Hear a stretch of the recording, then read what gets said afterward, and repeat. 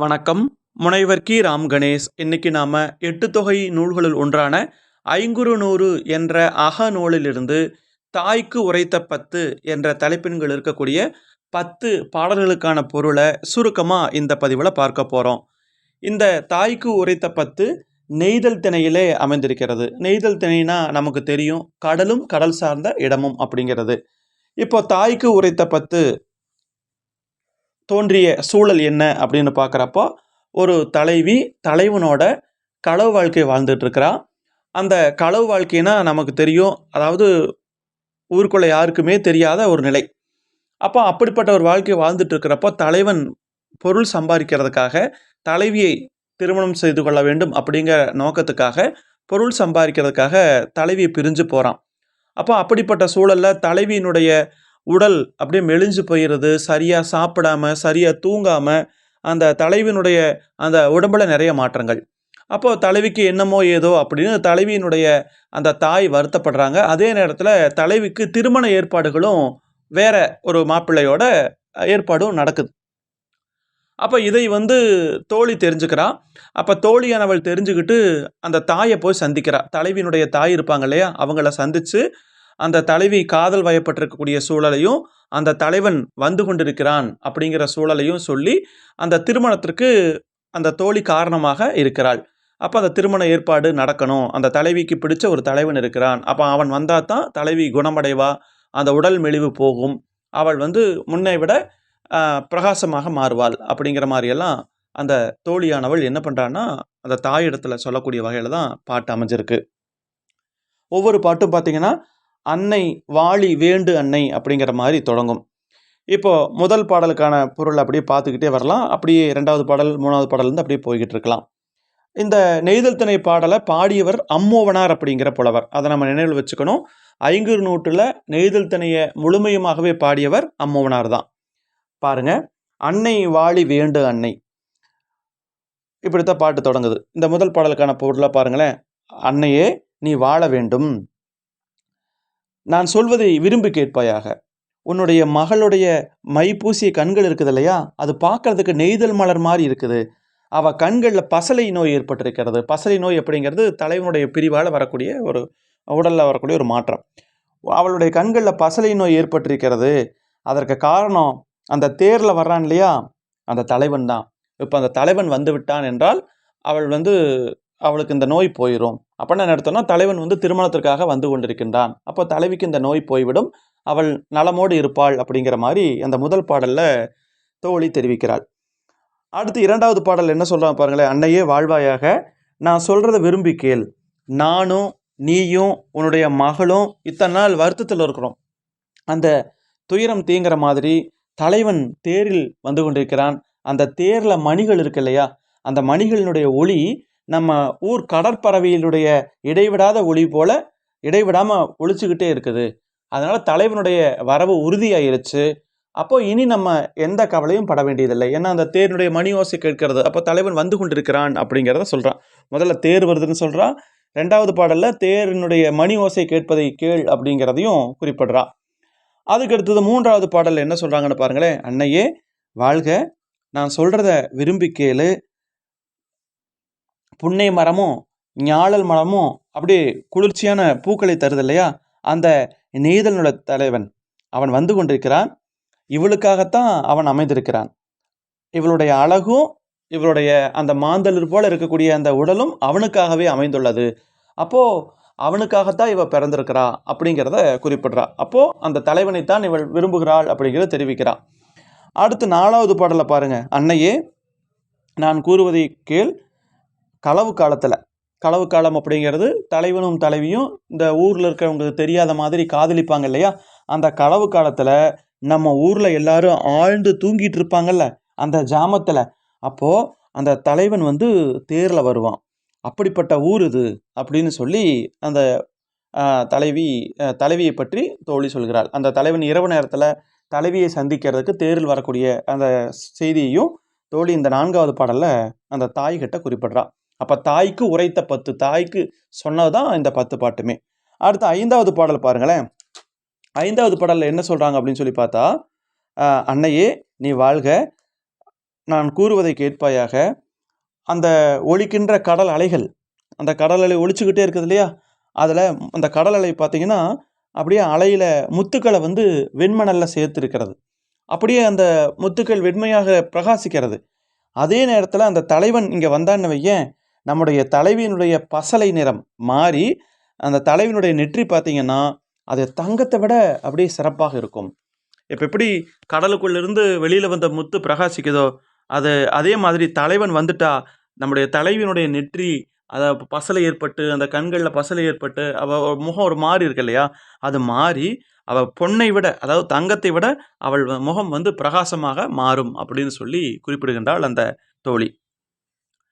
அடுத்த 6வது பாடல பாருங்க. "அன்னையே நீ வாழ்க, நான் சொல்வதை கேட்பாயாக."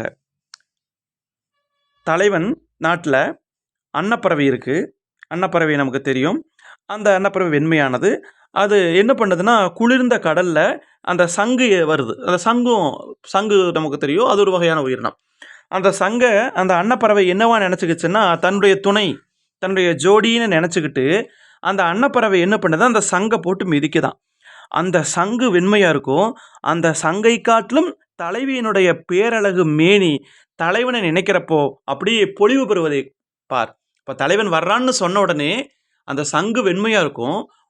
அத விட பிரகாசமாக இவளுடைய உடல் மாறிடுச்சு. அப்போ தலைவன் வந்தா தான் தலைவிக்கு சந்தோஷம் அப்படிங்கிறத மேலும் அழுத்தம் கொடுத்து அந்த தாய்க்கு புரிய வைக்கிறாள் இந்த தோழி. அதற்கு அடுத்த பாட்டு பாருங்க. "அன்னையே நீ வாழ்க, நான் கூறுவதை கேட்பாயாக." தலைவியினுடைய அந்த ஒளி பொருந்திய அந்த நெற்றி, தலைவனை நெனச்சு தான் பசந்து போயி, உடல் இளைச்சு, அவ மெலிஞ்சு போயிட்டா.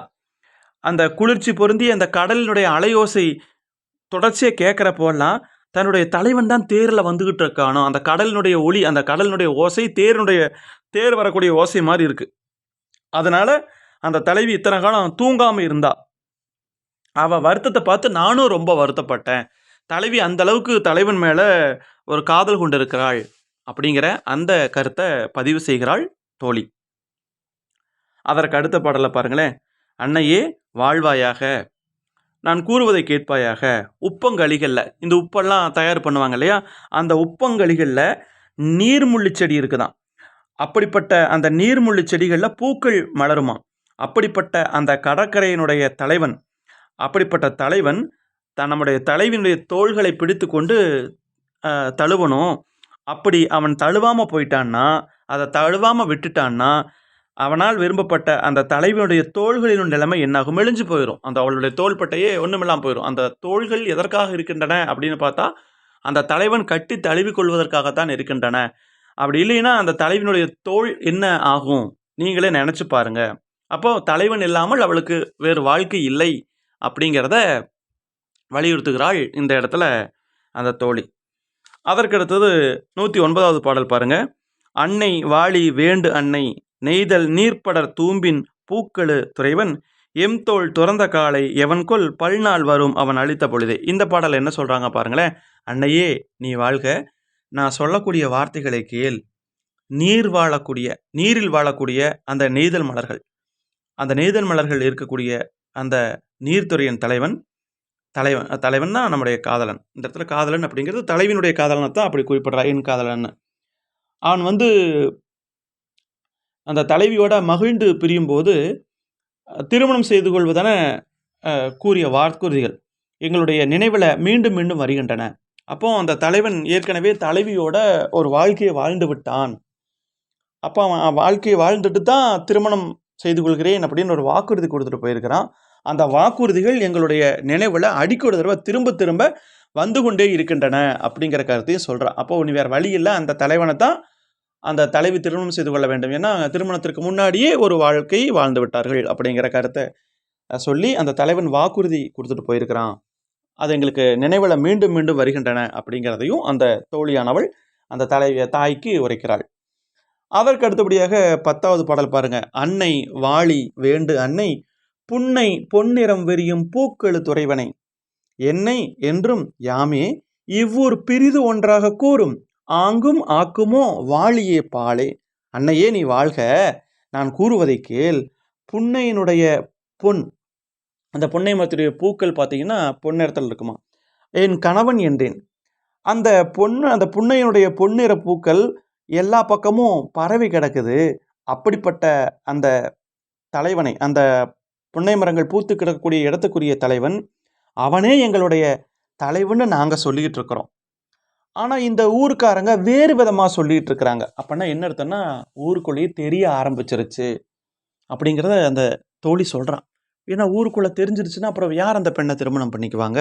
அதனால என்ன சொல்றா, இந்த ஊரார் வந்து வேறு விதமா சொல்றாங்க. அந்நிலையில ஆகிருமோ, ஒரு நல்ல ஊழ் வாக்கிட்டும், நல்ல விதி அமையட்டும். அந்த தலைவி அவளுக்கு பிடித்தமான தலைவனையே அ புரிந்து கொள்ளட்டும்.